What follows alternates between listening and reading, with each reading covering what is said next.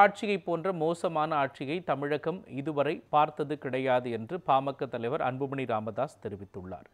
பாமக தலைவர் அன்புமணி ராமதாஸ் தமிழக மக்கள் உரிமை மீட்பு பயணம் என்ற பிரச்சார பயணத்தை திருப்போரூர் தொகுதியில் கடந்த ஜூலை மாதம் 25ஆம் தேதி தொடங்கினார்.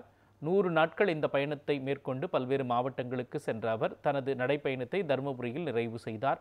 அப்பொழுது தருமபுரியில் நடைபெற்ற பொதுக்கூட்டத்தில் பேசிய அன்புமணி ராமதாஸ், தமிழக மக்களை ஏமாற்றி ஆட்சிக்கு வந்து திமுக தனது 505 வாக்குறுதிகளில் 66 வாக்குறுதிகளை மட்டுமே நிறைவேற்றி இருப்பதாக கூறினார்.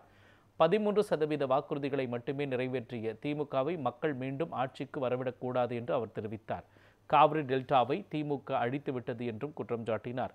திமுக ஆட்சிக்கு முடிவு கட்ட மக்கள் தயாராகிவிட்டதை காண முடிவதாக கூறிய அன்புமணி ராமதாஸ், இவ்வளவு மோசமான ஆட்சியை தமிழகம் இதுவரை கண்டது கிடையாது என்று குறிப்பிட்டார். இப்படி இந்த மாவட்டத்தினுடைய மேற்கு எல்லையில காவிரி, வடக்கு எல்லையில தென்பெண்ணை, 2 பெரிய ஆறுகள் இந்த மாவட்டத்துக்கு வழியா போயிட்டு இருக்கு, மாவட்டத்துக்கு உள்ள போயிட்டு இருக்கு. ஆனால் தண்ணி அனுபவிக்க முடியல. எவ்வளவு பெரிய வருத்தம் இது. இதனால் ஆனா எனக்கு ஒன்னே ஒன்று, ஸ்டாலின் அவர் நிச்சயமா செய்ய போறது கிடையாது.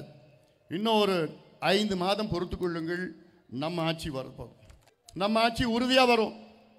அப்போ ஆட்சி வந்து முதல் 1 மாதத்திலே இந்த திட்டம் அறிவிக்கப்படும். முதல் 1 மாதத்திலே உறுதியா இது நான் கேரண்டி கொடுக்குறேன் உங்களுக்கு. நான் உங்களுக்கு உத்தரவாதம் கொடுக்குறேன். ஏன்னா இதுதான் திட்டம், இதுல தான் முதலீடு செய்யணும்.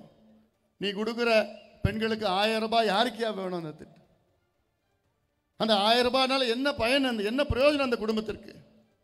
நீ கொடுக்குற 1000 ரூபாய் இந்த கையில வாங்கி அந்த கையில டாஸ்மாக் கடைக்கு போயிட்டு இருக்கு. அதனால என்ன வளர்ச்சி? தமிழ்நாட்டுக்கு வளர்ச்சியா, அந்த குடும்பத்துக்கு வளர்ச்சியா? எதுவுமே கிடையாது. அதனால தான் நான் சொல்லிட்டு இருக்கிறோம், நீர் பாசன திட்டங்கள், நீர் மேலாண்மை திட்டங்களுக்கு அங்க முன்னுரிமை கொடுங்கள், அதிலே முதலீடு செய்யுங்கள். ஒரு நல்ல நிர்வாகம் அதில் தான் முதலீடு செய்ய வேண்டும். ஆனால் ஸ்டாலின் நல்ல நிர்வாகம் அவருக்கு தெரியாது. இன்னொன்று சொல்ல, நிர்வாகம் என்னன்னு தெரியாது, நிர்வாகம் என்னன்னு தெரியாது. இப்படி ஒரு முதலமைச்சர் தமிழ்நாடு இதுவரைக்கும் பார்த்ததே கிடையாது. இப்படி ஒரு ஆட்சி தமிழ்நாடு பார்த்தது கிடையாது.